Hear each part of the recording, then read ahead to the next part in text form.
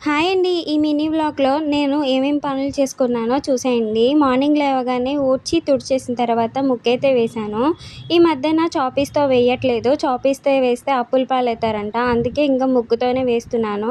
రాత్రి మా వారు బిర్యానీ తీసుకొచ్చారు. పన్నీర్ బిర్యానీ. అది ఏమాత్రం అరగలేదు. ఒక గ్లాసు గోరువెచ్చగా వాటర్ కాచుకొనైతే తాగేశాననమాట. ఇంకా ఈరోజు డైరెక్ట్ లంచ్ అయితే వండేశాను. లంచ్‌లోకైతే టమాటా పప్పు అయితే వండాననమాట. ఇంకా ఈరోజు బ్రేక్‌ఫాస్ట్ అయితే ఏం చేసుకోలేదు. డైరెక్ట్ వంట అయితే వండేసాను అనమాట. ఏమేం చేశానంటే టమాటా పప్పు, అలాగే వైట్ రైస్, టమాటా చారు అయితే పెట్టాను.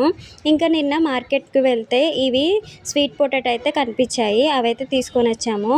ఇంకా మా వారికి బాగా వేడి చేసిందని బాధపడుతున్నారు. ఆయనకైతే నేను లెమన్ జ్యూస్ అయితే చేస్తున్నాను అనమాట. మా వారు ఏంటంటే ఆయన అసలు పెరుగు తినరండి. అందుకనేసి నేను ఇలా లెమన్ జ్యూస్ అయినా లేకపోతే రోజు ఆయనకి నేను టమాటా చారు అయితే పెడతానమాట. పెరుగు అస్సలు తినరనమాట. ఎందుకో ఏమో చిన్నప్పటి నుంచి అలవాటు లేదని చెప్పారు. ఆయన కోసం అయితే ఈ విధంగా అప్పుడప్పుడు చేస్తూ ఉంటానన్నమాట.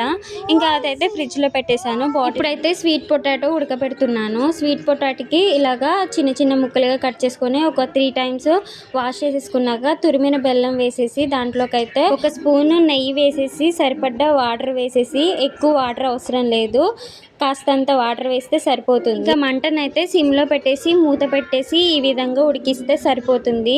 ఇంకా మా అమ్మ కోసం అయితే మా అమ్మకి చాలా ఇష్టం అనేసి బాక్స్లో పెట్టేసి మా వారు వచ్చాక మా వారితో అయితే పంపించానమాట. నేను కూడా టేస్ట్ చేశాను. కాకపోతే నాలాగే ఎవరు ఆరాట పడకండి. వేడిగా ఉన్నప్పుడే తిన్నానమాట. నోరు కలిపింది. కానీ టేస్ట్ మాత్రం చాలా బాగుందనమాట. ఒకసారి నేను చెప్పిన విధంగా ట్రై చేయండి. చాలా బాగుంటుంది. నా వీడియో నచ్చితే లైక్ చేయండి, సబ్స్క్రైబ్ చేసుకోండి.